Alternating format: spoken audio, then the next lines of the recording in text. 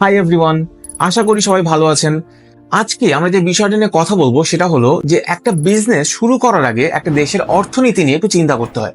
একটা জিনিস ভেবে দেখেন, আপনি যখনই কোনো বিজনেস করার কথা চিন্তা করছেন অথবা একটা বিজনেস আইডিয়া কারোর সাথে শেয়ার করছেন, তখন কনভারসেশনটা কিন্তু এরকম ভাবে যায় যে আসলে আপনি যে পণ্য বা সার্ভিস নিয়ে কাজ করার কথা চিন্তা করতেছেন, এটার বাংলাদেশে অথবা মার্কেটের ডিমান্ড কেমন, এটার কাস্টমার কেমন, মার্কেট কি ছোট নাকি বড়, কাস্টমারের ক্রয় ক্ষমতা কতখানি, এই প্রোডাক্টটা যে দাম আপনি সেট করেছেন কাস্টমার কি এই দামে প্রোডাক্টটা কিনবে নাকি কিনবে না। কিন্তু তার থেকেও বড় একটা বিষয় যেটা সবসময় নোটিস করা উচিত, সেটা হচ্ছে যে অর্থনীতিতে টাকার সার্কুলেশন অথবা ভেলোসিটি অফ মানিটা আসলে কেমন। টাকার সার্কুলেশনটা আমি একটা এক্সাম্পল দিয়ে আপনাকে একটু বুঝাই। ধরেন আজকে সকালবেলা আপনি 500 টাকা নিয়ে সবজি কিনতে গেলেন।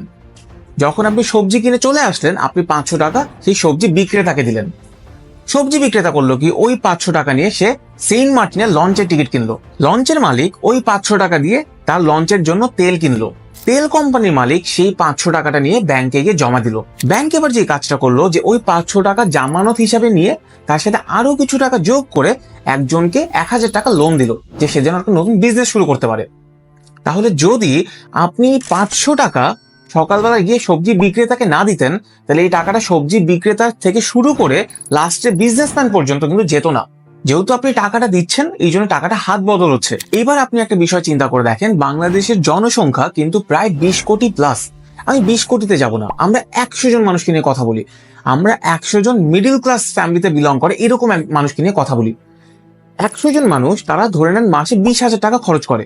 তার মানে 100 জন মিলে 20 লক্ষ টাকা খরচ করে। যখন এই টাকাটা হাত বদল হয়, তখন মার্কেটের ডিমান্ড থাকে, প্রোডাকশন থাকে, সরকার ট্যাক্স ভ্যাট পায়। কিন্তু যখন এই মানুষগুলো দেশের বিভিন্ন ইকোনমিক কন্ডিশন, পলিটিক্যাল কন্ডিশন সবকিছু দেখে মনে করে যে না, আমি এই মুহূর্তে টাকা খরচ করব না, না আমি টাকা ব্যাংকে রাখবো, না আমি টাকা খরচ করবো, টাকাটা আমি নিজের কাছে রেখে দিব কারণ এটা সেফ।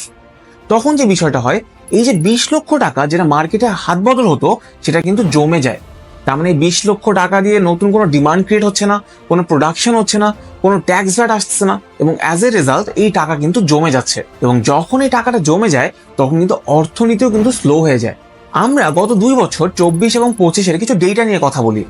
বাংলাদেশে যে প্রাইভেট সেক্টরে লোন দেওয়া হতো, এটা 5.5% থেকে 2.5%-এ চলে আসছে। কারণ ব্যাংক লোন দিচ্ছে না। ব্যাংক লোন না দেওয়ার কারণটা কি? এর কারণ হচ্ছে নন পারফর্মিং লোন অথবা খেলাপি ঋণ। এই যে ব্যাংক যখন কোনো ব্যক্তি অথবা কোনো প্রতিষ্ঠানকে লোন দিয়ে থাকে, তখন এই লোনের এগেইনস্টে তারা ইন্টারেস্ট চার্জ করে এবং একটা সার্টেন টাইমের পরে এক্সপেক্ট করে যে এই লোনের টাকাটা ফেরত চলে আসবে। এই মুহূর্তে বাংলাদেশের নন পারফর্মিং লোনস হচ্ছে অলমোস্ট 20%, যেটা ধরা হচ্ছে, বলা হচ্ছে যে এই বছরে সেটা 30%-এ চলে যাবে। তার মানে বাংলাদেশের যতগুলো ব্যাংক আছে, তারা যে পরিমাণ টাকা লোন দিয়ে থাকে মানুষকে, সেই সেই টোটাল অ্যামাউন্টে 30% টাকা ফেরত আসবে না অথবা অফেরতযোগ্য। এখন আইএমএফ এর ভাষ্য মতে এই পার্সেন্টেজটা 5% যদি থাকে তাহলে সেফ। আমরা কিন্তু সেটা 6 গুণ বেশিতে হাঁটতেছি অলরেডি। এখন এই জন্য ব্যাংকও কিন্তু নতুন করে কোনো লোন দিচ্ছে না, বরং লোন দিতে ভয় পাচ্ছে। যদি আমরা আনএমপ্লয়মেন্ট নিয়ে কথা বলি, তাহলে বাংলাদেশে প্রায় 3 কোটি ইয়ুথ আনএমপ্লয়েড। তারা কোনো ফর্মাল অথবা ইনফর্মাল জব সেক্টরের সাথে অ্যাসোসিয়েটেড না।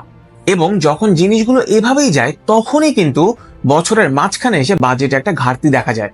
এবং এই সবকিছু রেজাল্টটা কি?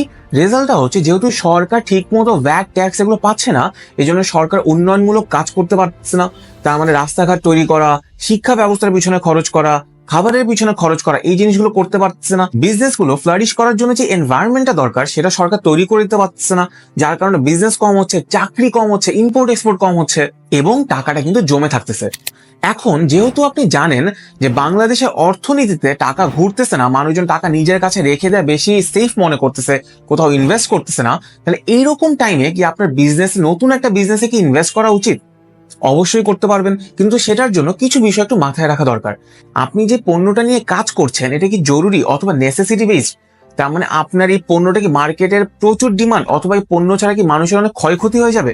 যেমন চিন্তা করে দেখেন, এই মার্কেটে যদি ওষুধ না থাকে তাহলে মানুষের ক্ষতি হবে, যদি ভাত ডাল এগুলো না থাকে তাহলে ক্ষতি হবে। কিন্তু ব্র্যান্ডেড ক্লোদিং অথবা বাসা কেনা অথবা গাড়ি কেনা বেচা করা, এটা কি আদৌ মানুষের জন্য এরকম একটা সিচুয়েশনে জরুরি? তো যদি আপনার প্রোডাক্টটা জরুরি হয়, তাহলে আপনি অবশ্যই একটা বিজনেস শুরু করতে পারবেন। কিন্তু যদি বিজনেসটা জরুরি প্রোডাক্ট নিয়ে না হয় বা জরুরি সার্ভিস নিয়ে না হয়, তাহলে আমি বলবো আরো কিছুদিন অপেক্ষা করে অর্থনীতি আরেকটু ভালো হোক, আরেকটু চালু হোক, তখন আপনি বিজনেসটা নিয়ে চিন্তা করতে পারেন। 2 নম্বর পয়েন্টটা হচ্ছে আপনি যে বিজনেসটা শুরু করার কথা চিন্তা করছেন বা যে সার্ভিসটা আপনি মার্কেটে প্রোভাইড করবেন, এটা কি অনেক ক্যাপিটাল ইন্টেন্সিভ? তার মানে বিজনেস শুরু করতে কি আপনার অনেক খরচ হবে, আপনার একটা বাসা ভাড়া নিতে হবে, আপনার অনেক মানুষ হায়ার করতে হবে, আপনার অনেক ফার্নিচার এসব কিনতে হবে এবং বড় বড় কিছু এক্সপেন্স করতে হবে। যদি সেরকম হয় তাহলে আমি বলবো কিছুদিন অপেক্ষা করতে। কিন্তু যদি আপনার বিজনেস অনলাইন বেসড হয়, সার্ভিস বেসড হয়, রিসেলার বেসড হয়, তাহলে আপনি অবশ্যই চিন্তা করে দেখতে পারেন। আর 3 নম্বর পয়েন্টটা হচ্ছে যে আপনার কাস্টমার কারা। বাংলাদেশে কিন্তু লোয়ার ক্লাস এবং মিডল ক্লাস এটা কিন্তু সবচেয়ে বড় পপুলেশনের পার্সেন্টেজ। তো যদি আপনার কাস্টমার এই মানুষগুলো হয় তাহলে আপনার কাস্টমার বেস অনেক বড়। তারপরেও আমি বলবো প্রথম 2টা পয়েন্ট চিন্তা করার পরে কিন্তু আপনি মার্কেটে সার্ভিস অথবা প্রোডাক্ট দিয়ে শুরু করবেন। আজকের এই বিষয়টা নিয়ে কথা বলার কারণটা হচ্ছে যে বিগত কিছুদিন ধরে আমিও একটা বিষয় খেয়াল করলাম যে আমি যে পণ্যগুলো নিয়ে কাজ করি, চাল ডাল আদা রসুন খোল, এগুলোর মার্কেটের উপরে কিরকম ইম্প্যাক্ট পড়তেছে অর্থনীতির এই অবস্থার জন্য। যদি আমি চালের কথা বলি তাহলে চালের মার্কেটে খুব একটা চেঞ্জ আসলে আসে নাই।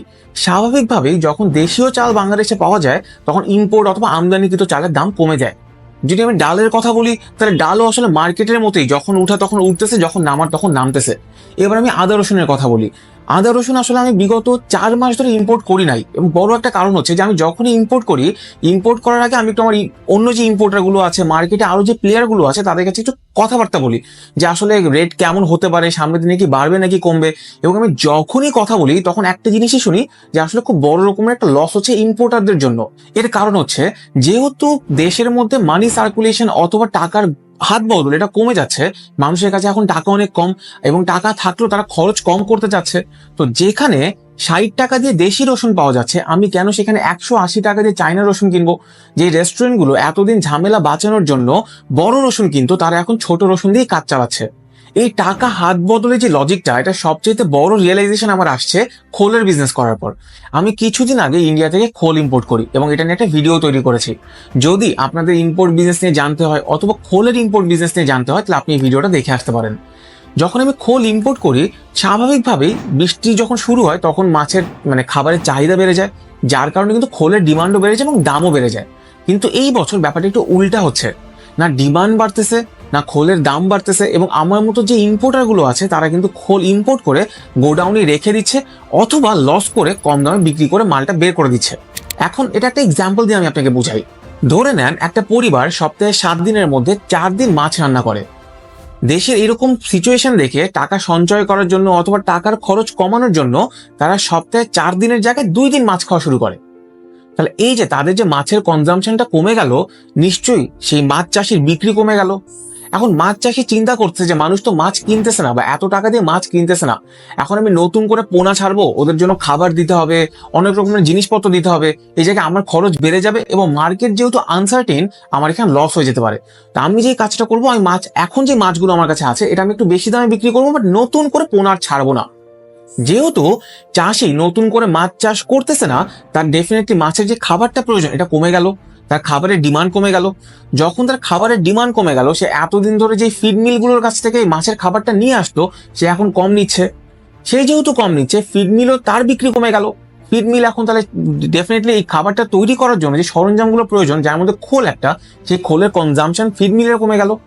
এবং যখন ফিড মিলের খোলের কনজাম্পশন কমে গেল, তখন আমার মতো যে ইম্পোর্টার আছে আমাদের কিন্তু বিক্রি করার জায়গাটা এখন হারায় যাচ্ছে। এখন একটা জিনিস চিন্তা করে দেখেন, আমি প্রায় 40 লক্ষ টাকা ইনভেস্ট করে কিন্তু খোলটা ইম্পোর্ট করি। যদি মার্কেট স্বাভাবিক থাকে, অর্থনীতি স্বাভাবিক থাকে, তাহলে কি হবে, এই টাকাটা এতদিনে বের হয়ে রোলিং করে আমি কিন্তু আরো 3-4টা পণ্য নিয়ে কাজ করে ফেলতে পারতাম, এবং এই টাকাটা কিন্তু ইকোনমিতে সার্কুলেট হইতো, রোলিং হইতো, যেটা এখন হচ্ছে না। এই টাকাটা এখন গোডাউনের মধ্যে খোলের রূপে কিন্তু জমে পড়ে আছে। তো এটা যতখানি আমার জন্য ক্ষতিকর, ঠিক ততখানি কিন্তু দেশের অর্থনীতি এবং দেশের মানুষের জন্যও ক্ষতিকর।